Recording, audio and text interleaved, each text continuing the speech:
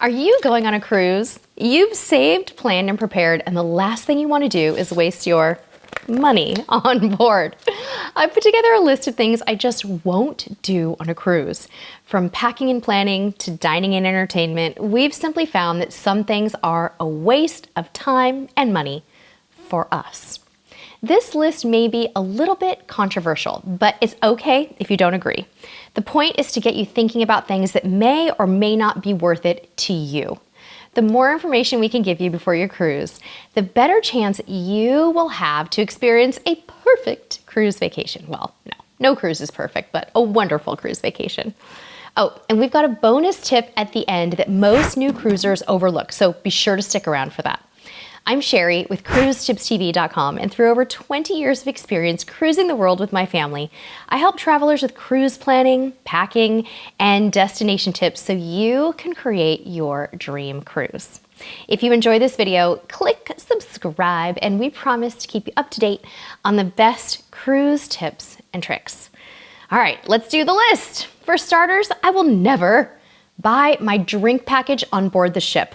On nearly every cruise line, waiting until you board the ship to buy your drink package will cost you more money than buying it beforehand.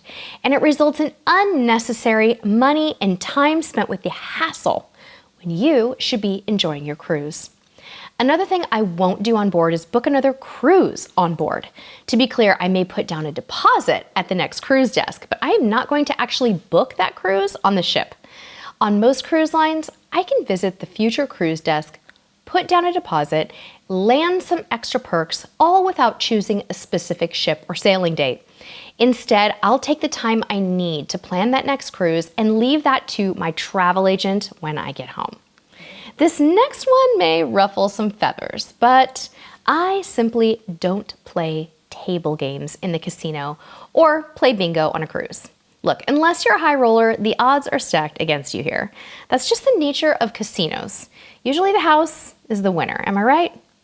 I won't do it because I'm no good at it, and I'd rather spend my money on a massage or an excursion. There are arguments for casino play, and casino play can be a great source of fun on a cruise, but I stick with the occasional slot machine, or better yet, no casino time at all when I cruise. Ooh, this next mistake is a costly one. I will never leave my phone in cellular data mode. Instead, I switch into airplane mode and activate the ship's Wi-Fi just before sail away to ensure I don't get charged by my cell phone company.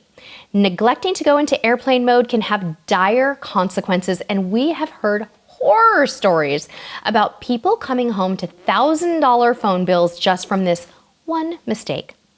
This next thing is kind of personal, but I'm going to share it anyway. We avoid booking any cruise excursion that starts before 10 a.m. when we cruise. Oddly enough, I'm an early riser, but when you're traveling, your sleep patterns can be thrown off, and getting up early just kind of stinks.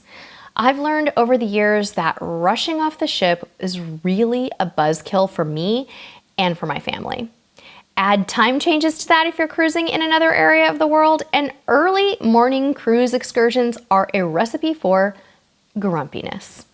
Bottom line, if you're not a morning person or simply don't like to be rushed on vacation, you might take this into consideration when shopping for cruise excursions.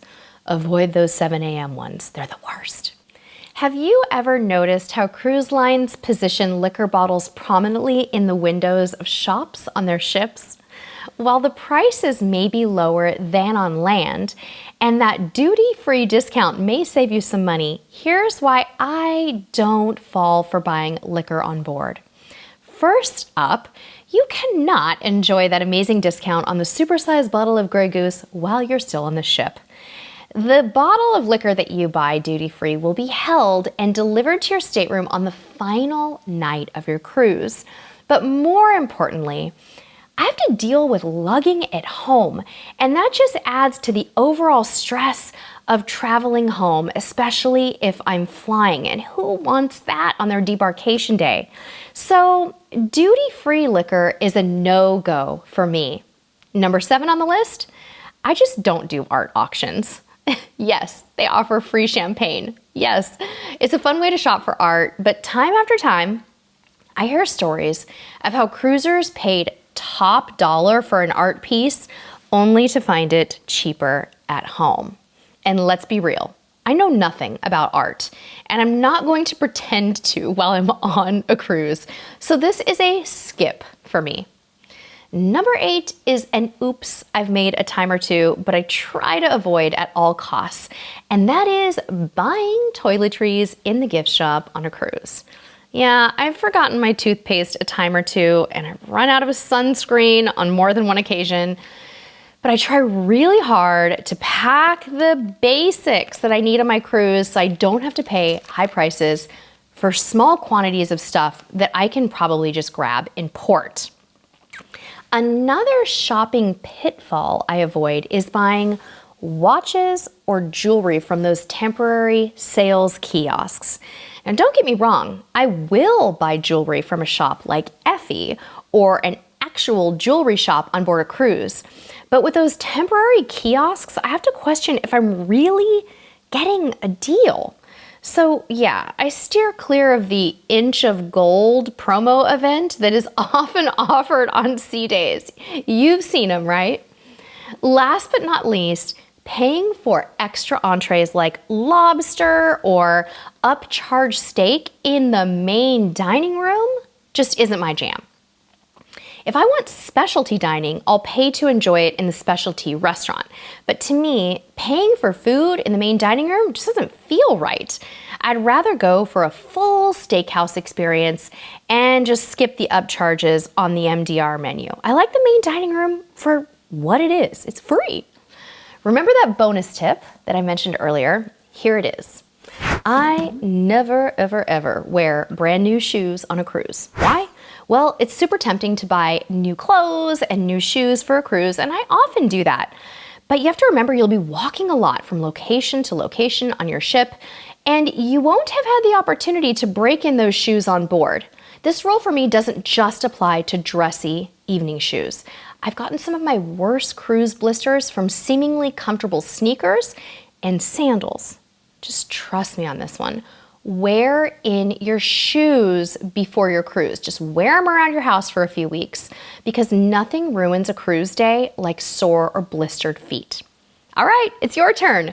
Jump into the comments and tell us what you just won't do on a cruise. We cannot wait to hear from you, and your comment might just help someone else. Until next time, we'll see you on the high seas. Hey, you're still here? I have a question for you. Have you subscribed to our channel? I didn't think so. We would love to invite you to stick around and hit that subscribe button. Check out some of our past videos. In fact, recently we just put out a video on some smart tips for booking shore excursions safely, and by doing some research. We tell you exactly how to research those excursions. Also, if you're cruising to Alaska this year, you might enjoy our Alaska packing do's and don'ts. Thank you so much for watching, and okay, you can go now.